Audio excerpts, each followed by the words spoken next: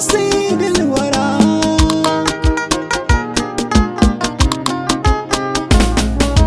Tina da gani na wake kula da shi Allahu ne, har tafiya da zama na wake tasarrufi duka rabbani. Gani gare ka abin nema da bukata alƙalin ku ne, ka agaza min zan yi yabo ga annaba abban zahara.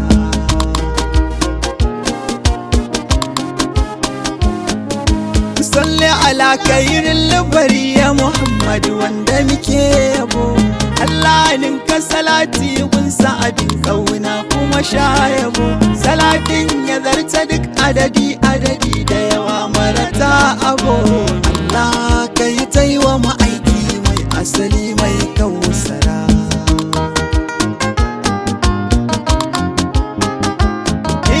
Lallai annabi ya gama komai shi ɗaya ya tserar da mu, ya kawo duka tsari ya kafa addini tun babu mu, ya nuna mana hanyar tsira annabi ya wayar da mu.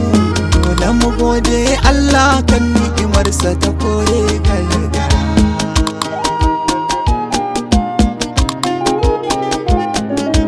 Annabi san baya fushi sai dai in an taɓa rabbana, anan ne za ka ga ya sauya cike da fushi ɗan amina.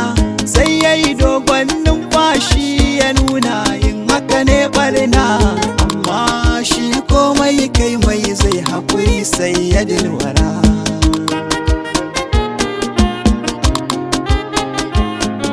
Fagen kyauta ba yarowa dan ya fita kowa annabi, ka zo yau gobe ka dawo karɓa sai ya baka habibi. Ko yayi ma zancen da ya zarce karɓa ɗan gadon rabbi, kalaman sai sun gamsar da kai har sai ka ce gaya.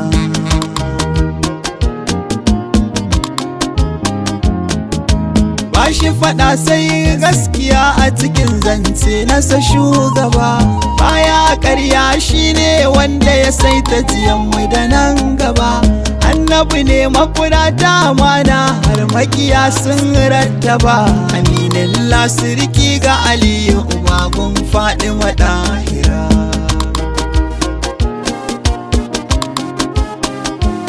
Ya san da ya je hali ɗa'ifa domin kira gare su sallama, wawaye na cikinsu suke jifan abbagun Fadima.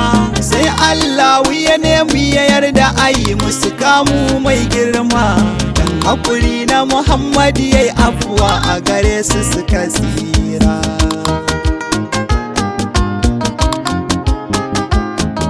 Ba za a yi tamkar annabu ba a yanzu da gobe da anjima, shine farko shine ƙarshen halitta Allah ya gama. Tabarkin annabi ne kubuta dan Allah shi ke lalama, da a ruɗe ka garke shi kabar kowa shine tsira.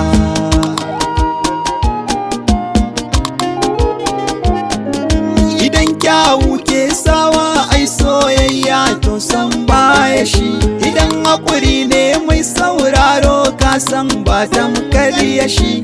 Halaye mai kyau maza je ka duba babu kala ishi, kai dai rike annabi komai zai maka kyau bai gagara. Annabi ma'assalam ya wanda ya kage halitta kai mana gafara, ka sassaita mana hanyar bi da biyayyar abban zahara. Mu dawwama bi ta salatin annabi wanda ya karɓo kai bara, idan mun yi ilahi ka karɓa domin sayyadin